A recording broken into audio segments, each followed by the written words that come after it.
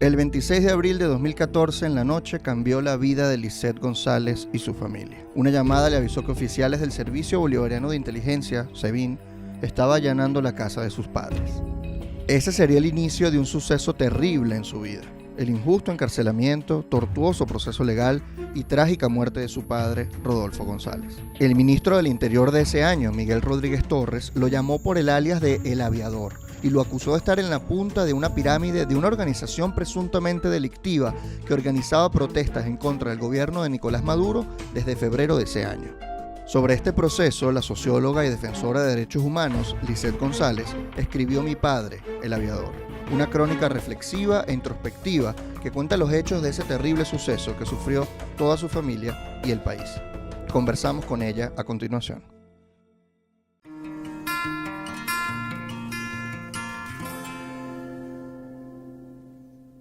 Bienvenidos a otro episodio de Contra el Olvido, un podcast para recuperar la memoria, un podcast de Editorial Dávar, y el libro que vamos a tratar hoy con la autora es este que está acá, Mi padre el aviador, Memorias del helicoide, de Lisette González. Bienvenida, Lisette. Hola, muchísimas gracias por estar acá, poder hablar con calma sobre el libro. Sí, ¿verdad? Sí, sin apuros, podemos hablar largo y apuro. tendido. El libro cuenta una historia personal, muy personal para ti. Si quieres, resume tú de qué va el libro y luego te voy preguntando algunas cosas que me parecen muy interesantes. Bueno, este libro se trata sobre la detención de mi papá, Rodolfo González, que él estuvo detenido en el helicoide a partir de las protestas de 2014. De febrero de 2014, ¿no?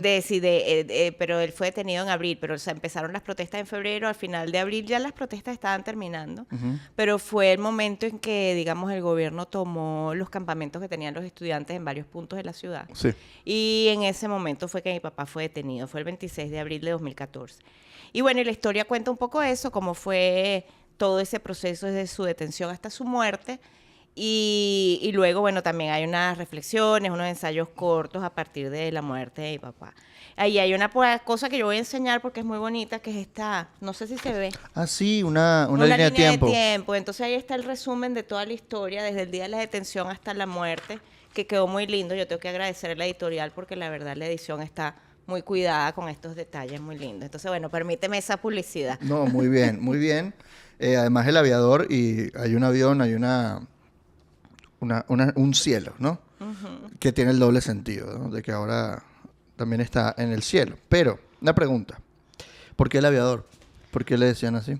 No, a nadie le decía así, el que le decía así era Maduro. Sí, el ministro también El ministro Rodríguez Torres. Rodríguez Torres en aquel tiempo. De hecho, hay gente que se ha puesto brava conmigo porque yo haya titulado el libro Mi padre el aviador, porque nadie lo llamaba el aviador, o sea, es el nombre que le puso, digamos, el represor, el victimario. Pero bueno, allí la discusión conmigo misma y con la familia sobre el nombre fue larga. Y al final yo terminé escogiendo titularlo Mi padre el aviador. Primero porque así es como la gente lo puede recordar. O recordar su caso, por lo menos. Exacto, recordar el caso, se acuerda de eso del aviador. Y también, bueno, es una referencia ahí no tan sutil a Mi padre el inmigrante de Vicente Gervasi, que también es un poemario sobre la muerte del padre. Entonces me pareció, bueno, sí, está bien, me puedo permitir el nombre. Pero si hay amigos, sobre todo amigos de mi papá, que les da mucha rabia que el libro se llame así, ¿cómo hacemos? Lo siento. Pero es que tiene un sentido, ¿no? Tiene un sentido apropiarse digámoslo así, de la manera en como ellos te intentan degradar. Porque tu libro no es una venganza, ni nada por el estilo. No. Creo que es todo lo contrario. Creo que es una reflexión sobre la terrible represión, pero al mismo tiempo es una introspección. Es algo que te comentaba fuera del aire. Me llamaba la atención que tú vas contando, vas narrando los hechos, pero no te quedas en una mera descripción, también vas reflexionando sobre, incluso hay partes donde te preguntas, o sea, yo no quiero llegar a ser lo que yo cuestiono, ¿no? Y eso me parece interesante. ¿Cómo fue para ti escribirlo? ¿Tú lo tenías en mente o fue como ibas reflexionando mientras ibas narrando los hechos o lo tenías pensado que algo querías narrarlo de esa manera? Ajá, yo tenía, eso es una buena pregunta, yo tenía la idea de que yo algún día iba a escribir esta historia y eso la idea la tuve probablemente desde mi primera visita al helicoide porque es todo como muy surreal, ¿sabes? Cuando llega y está un retrato gigante de Ali Primera en la entrada de lo que es una cárcel política, la lógica con los guardias, qué sé yo, ¿no? Era todo como muy... O sea, valía la pena contarlo, escribirlo. Y también cuando yo empiezo a tomarme en serio la idea de escribir este libro, porque siempre uno tiene ideas que de repente nunca hace, oye, qué chévere sería, no sé, escribir un libro. escribir un libro, irme a vivir a Europa, Ajá. no sé, tener hijos a los 60, qué sé yo, ¿no? Claro. Cosas que a lo mejor nunca vas a hacer. Entonces, siempre tenía como esa idea de ese libro, pero la verdad no lo veía como una cosa factible. Hasta que vino la pandemia. En la pandemia me pongo en un taller de literatura autobiográfica con Ricardo Ramírez Requena. Ah, yo también lo hice. Entonces ahí es cuando Ricardo me anima, no, sí, escríbelo. Claro que sí. Wow. Y cómo te puedes sentar y organiza tu tiempo, y no importa. Pues claro, también uno tiene la fantasía de que tú vas a escribir un libro cuando tú no tengas otra cosa que hacer y que te vas a dedicar solo a escribir. Y Eso es mentira. eso no existe, salvo 3 o 4 escritores que se hacen ricos escribiendo. Todos los demás que escribimos es cuando podemos, cuando tenemos el tiempo. Claro. Entonces, nada, bueno, agarré mi disciplina, me puse a escribir. Yo le mandaba los textos a Ricardo cada vez que daba un capítulo por terminado. No sé si de verdad Ricardo se los leyó. Yo estoy seguro que sí. Bueno, digamos que sí, pero bueno, a lo mejor no sé. Sí, Pero yo sí. me sentía como que, bueno, aquí terminé el capítulo 1 y se lo mandaba. Coño, muy bien. Y siempre cuando yo me empiezo a plantear en serio que quiero escribir el libro, siempre era un libro que no quería ser solamente como una cosa de denuncia amarillista, qué horrible, miren lo que me pasó, sino que siempre esa cosa como reflexiva, como analítica también, yo siempre la tenía en la mente, era parte del proyecto desde siempre, y por eso yo hablaba con mis compañeros de taller y decía, es que ¿quién va a querer leer ese libro? Porque si es una denuncia, miren qué desgraciados este gobierno, lo que me hicieron, eso se vende fácil, pero eso no es lo que yo quiero escribir, o sea, yo quiero escribir también esa reflexión como más personal. Entonces, y bueno, no, y mis compañeros de taller, claro que sí, escríbelo, claro que importa, claro que se va a leer. Y entonces, bueno, me animaron y le eché pichón. Y también tiene que ver con tu profesión, ¿no? Tú eres socióloga, eres activista de derechos humanos, trabajas en Provea, o sea, que es una organización de derechos humanos que tiene larga data en Venezuela. Y creo que es inevitable también que llegues a esas reflexiones, ¿no? Sí. Pero a mí me llama mucho la atención en ese primer encuentro que tienes en el helicoide, cuando detienen a tu papá, allanan el apartamento, se llevan a tu papá y a tu mamá. A los dos. Y tú tienes un encuentro con una muchacha. Tú lo narras. Ajá. A mí me llamó tanto la atención eso, porque tú cuentas que es el helicoide. El helicoide no solamente es una presión política, también hay una escuela allá adentro. Sí. Una escuela primaria. Y hay una universidad, la Universidad de la Seguridad también está ahí. Una universidad, hay una cancha de básquet. Arriba. Exacto, pero eso es nuevo. Pero eso es una locura. O sea, que esté todo allí es como un menjurje de lo que es tanto Venezuela hoy, que es un desastre en ese sentido caótico, pero también es muy loco que tú te encuentres ahí con una señora y ella iba para la escuela, ¿no?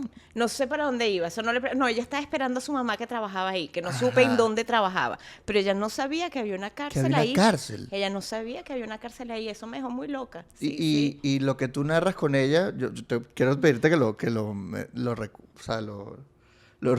digas acá, porque me pareció muy, muy, muy loca su respuesta. Cuando ella dijo, mira, que hay una cárcel, y tú le dijiste, sí. ¿Y por qué metieron preso a tu papá? ¿No? Que tú estabas ahí por tu papá. Entonces yo le digo que por las protestas, dice, bueno, quien lo manda está guarimbeando. Eso fue lo que me respondió. Eso es una locura. Sí. O sea, que en ese momento la gente haya pensado, ¿no? Que guarimbearte merece la cárcel. Sí. Guarimbear es protestar, o sea. Exacto, y además que es guarimbear. O sea, si yo saco una pancarta, eso es guarimbear. O sea, también queda a discreción del policía. ¿Sí? Que es guarimbear. Y además que en 2014, que es algo que no cuento yo mucho en el libro, hubo mucha gente que ni siquiera estaba protestando, que iba caminando por la Avenida Libertador y venía la policía agarrando gente y lo agarraban también. O sea, no hacía falta ni siquiera estar protestando de verdad para que la gente la metieran presa. Y pasó años después también. Sí, no fue la única vez. La gente evitaba pasar por las protestas por eso. Y a mí me parece, primero, que el caso que termina muy desafortunadamente una tragedia, pero fue todo muy, muy tortuoso. O sea, todo lo que tuvieron que pasar como familia. Tu mamá también estuvo presa un tiempo, luego la liberaron. Pero tu papá nunca lo liberaron. Nunca. Nunca. No, él pasó 10 meses detenido ahí en el helicoide hasta que murió. Y no... O sea, obviamente la denuncia que se hace desde la televisión, que le dicen el aviador desde allí, dice que él tenía armas y municiones y toda la cuestión. Yo te tengo que preguntar esto, pero yo supongo cuál es la respuesta. ¿Es verdad que había eso? En su casa no. No, en ningún lado tenía eso. Entonces, por ahí, por ese lado, el Estado fabricó, digamos, todo este tipo de cosas, ¿no? Luego este ministro de por sí cae en desgracia con el presidente y va preso. También, sí. Y estuvo preso varios años. Sí. Y ahorita está en el exterior, está exiliado. Sí, bueno, o sea, lo desterraron. liberaron, pero casi que fue... ¿Cómo es que se llama eso? Que eso está prohibido en nuestra Constitución, que te destierren. Casi que fue Ajá, desterrado. un destierro, sí. Porque sí. lo sacaron del SEBIN directo para España. Para España, sí. ¿no? ¿Y tú llegaste a tener, digamos, algún contacto con esta gente para entender por qué lo tenían preso? O sea, era como un chivo expiatorio. O sea, ¿qué fue lo que pasó? Sí, yo me imagino que fue un chivo expiatorio. Hubo un patriota cooperante, que no tenemos certeza de quién fue. O sea, alguien denunció, mira, él es el organizador o qué sé yo, de las guarimbas. Y no sé, me parece que como chivo expiatorio les pareció como un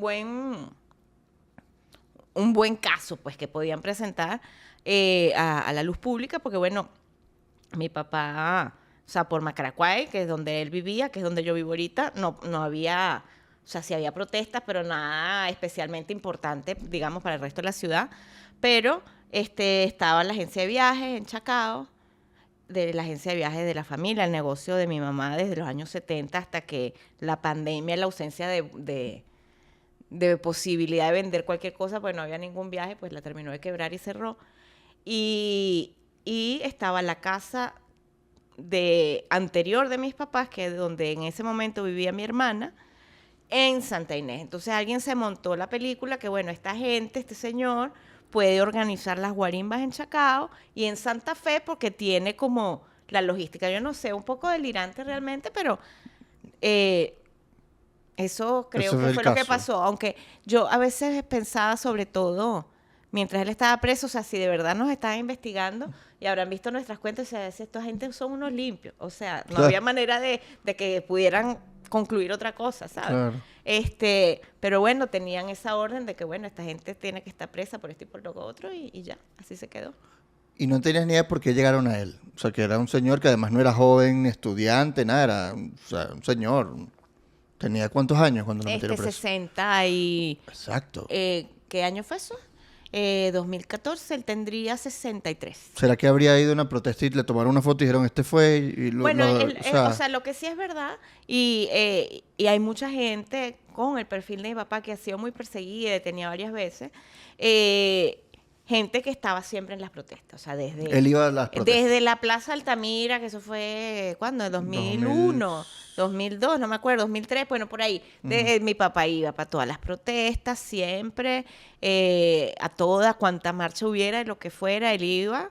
Y si había, no sé, una huelga de hambre, los estudiantes frente al PNUD, que hubo varias, entonces él se organizaba con otra gente, vamos a llevar agua, vamos a llevar, no sé, las colchonetas, que si no tienen sábana, o sea, estaba como muy activo y vinculado al mundo de las protestas.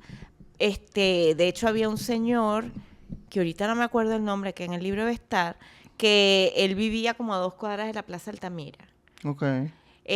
Un señor mayor que mi papá y con problemas de movilidad, pero que también, o sea, les bajaba el agua, o me imagino que si venían los policías, los chamos iban para su casa, y él también estuvo detenido, de hecho lo liberaron después de que mi papá murió. O sea, hay como varias personas del mismo perfil de mi papá que estuvieron detenidas. En 2014 algunos volvieron a ser detenidos después, en otros ciclos de protestas, pero el caso de mi papá, digamos, lo especial es que lo hayan convertido en alguien tan importante, que varias veces hubo ruedas de prensa de Maduro o de Rodríguez Torres con un organigrama de cómo es que mi papá estaba en la cabeza de una red de no sé qué. Eso es lo que es más delirante de todo. Sí, era como una cosa absurda, ¿no? Sí, totalmente. Y que bueno, que es importante que tú aclaras que no era así. O sea, no tiene sentido, ¿no? Sí. Y desde el punto de vista del Estado, y tú como socióloga también y activista de derechos humanos, y defensora más aún de derechos humanos, ¿cómo evalúas lo que que ese tipo de cosas pasen. Es decir, que el Estado se encargue de, primero, hacer una campaña mediática en contra de un ciudadano, que en realidad eran muchos ciudadanos, que allanen una casa, o sea, que todo el proceso de represión, ¿cómo lo calificas tú? O sea, ¿cómo tú lo ves desde el punto de vista de defensora de derechos humanos? Sí, bueno, ahí se violaron varios derechos, o sea, por ejemplo, la presunción de inocencia, el hecho de que te detengan o te allanen por un testimonio anónimo. Entonces, eso significa que si es un testimonio anónimo, esa gente no va a hablar en el juicio o en la audiencia preliminar. Tus abogados defensores no le pueden decir, pero mira, ¿de dónde sacó usted eso? Uh-huh. ¿Qué día fue que vio usted esto? Y verlo contra el testimonio que pueda dar mi papá o cualquier otra persona acusada o imputada. Claro, Entonces, porque si dices, mira, yo estuve ese día tal, y yo ese día estaba fuera de Caracas. exacto. O ese día era cumpleaños de mi hija, Ajá, o yo no ese estaba día ahí. estaba en el banco y aquí está el Claro. recibo, yo fui para el banco ese día a buscar mi chequera, qué sé yo. Ajá. Pero si es una persona anónima, entonces no va a estar allí para que se Absurdo. le pueda repreguntar. Entonces eso viola cualquier derecho. Después, a mi mamá se la llevaron presa sin orden de detención. Y entonces nuestra ley dice que a ti te pueden detener o con una orden, que si había una orden para mi papá, o en flagrancia. O sea, te agarraron a ti, no sé, con la pistola, apuntando a alguien, mira, intento de homicidio, te llevamos preso. Pero mi mamá no tenía nada. Entonces ella fue al SEBIN después de que mi papá se lo habían llevado para llevarle que si ropa, que si el cepillo de dientes, que si son medicinas. Y cuando llega allá también la dejan detenida sin ninguna orden. Eso es una detención arbitraria. Y bueno, y luego lo que podríamos decir de negación de justicia, no acceso al derecho a la justicia, porque la audiencia no ocurrió a los 45 días, sino a los 6 meses. O sea, la violación del debido proceso en ese caso. Sí, porque se supone que la fiscalía tiene 45 días para presentar su acto conclusivo, presentarle a un juez las pruebas por las cuales cree la fiscalía que tú eres responsable de X, Y, Z delito, y entonces en una audiencia el juez de control decide si hay pruebas o no suficientes para ir a juicio. Eso debe pasar a los 45 días. El caso de mi papá pasó a los 6 meses, o sea, él lo metieron preso en abril, la audiencia preliminar fue en octubre.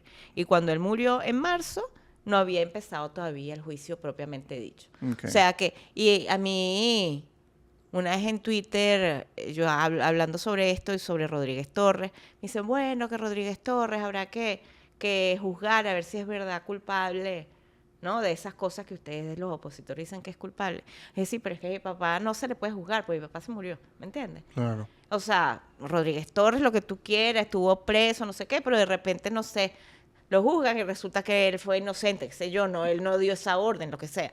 Pero a mi papá no se le puede juzgar para decir que él era inocente de lo que se le acusaba. Claro. Porque se murió. Sí, no existen ese tipo de juicios. Exacto. Que sería bueno por la memoria. Que se diga, que por lo menos el Estado reconozca, mira, que una persona inocente que se le violaron sus derechos, incluso el derecho a la vida. Pero que por memoria sería bueno que ocurriera. Igualmente no tiene sentido porque básicamente ya falleció, lamentablemente. Ahora, como comentaste que también tienes unos ensayos en el libro. Sí. ¿Por qué los decidiste incluir? O sea, aparte del testimonio. Bueno, sí, porque me parecía que el libro está incompleto sin eso, ¿qué te puedo decir? Y hay varios temas allí. Uno sobre la muerte, sobre cómo hablar de la muerte en la familia, el duelo. Entonces ahí todo el cuento de cómo se le contó a los niños que el abuelo había muerto, o el caso de una de mis tías que ya falleció, que nunca se le contó que mi papá había muerto, por ejemplo. Eso fue un pleito familiar, yo me peleé con todas mis primas.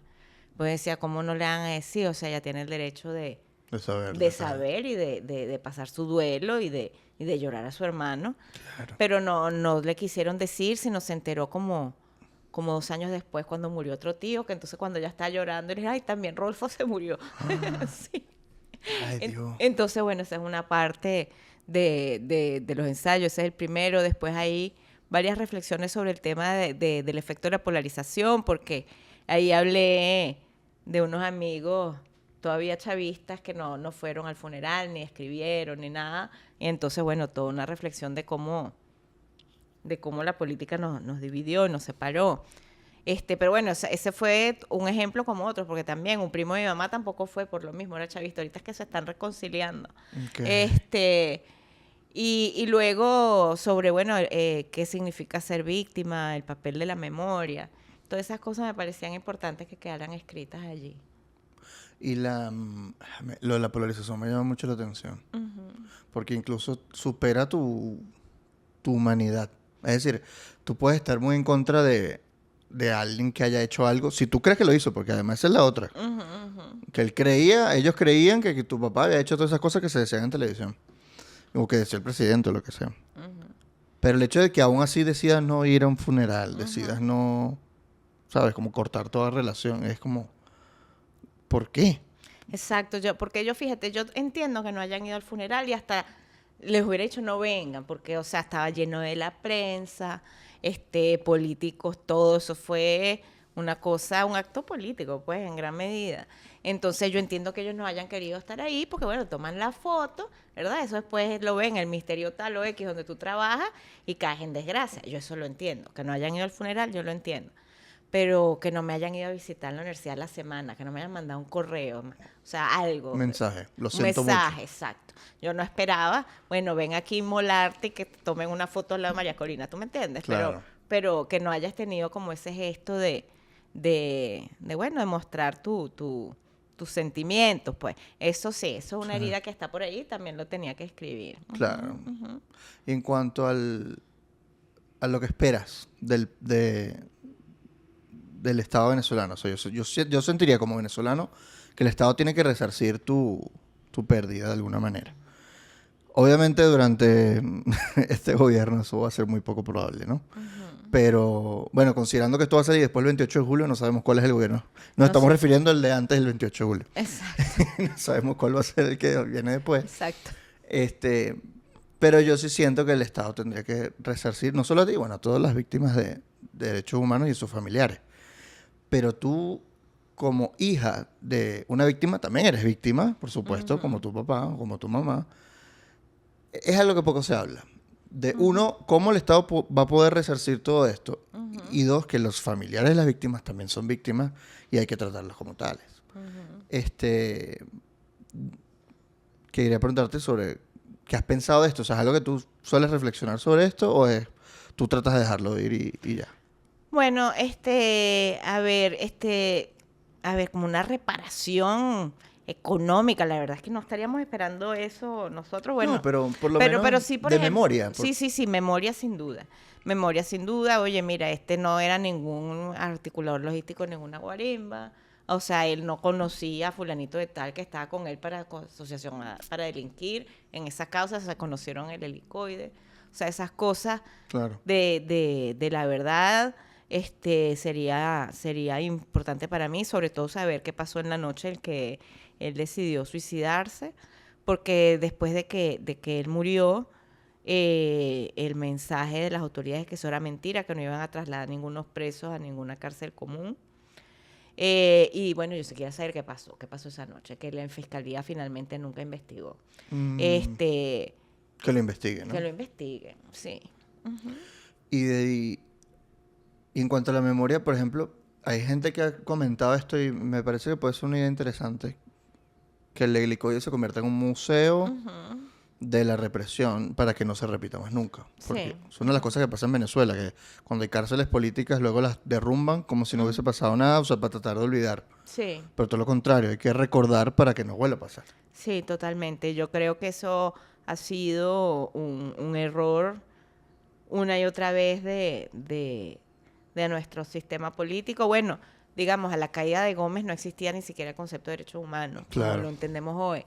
Pero bueno, igual nosotros no tenemos, o sea, ¿dónde queda la rotunda? ¿Tú sabes dónde queda la rotunda? Yo no sé. En la plaza, creo que es la Concordia, pero no sé dónde queda la plaza de la Concordia. Ah, no, yo sí sé dónde queda la plaza de la Concordia. ¿Dónde es ahorita la plaza? Creo que ahí quedaba. Es al sur de la avenida Lecuna. Ajá. Por los teatros, por Sí. allí. Ajá. Por ahí, ahí creo que quedaba. Ajá. Lo que hoy es la plaza. Pero no queda ahí nada de Ya no hay recuerdo nada. de No. Todo y eso fíjate, todo se derrumbó. Exacto, y tú puedes leer historias, no sé, Falque, otras historias familiares de la gente que tenía a su hijo preso en la rotunda por la generación del 28 y tal. Pocaterra. Ajá, pero no está como el espacio físico. Lo mismo pasa con la Seguridad Nacional, que tampoco yo sabía dónde queda la Seguridad Nacional, después ya me enteré que queda por la Plaza Morelos.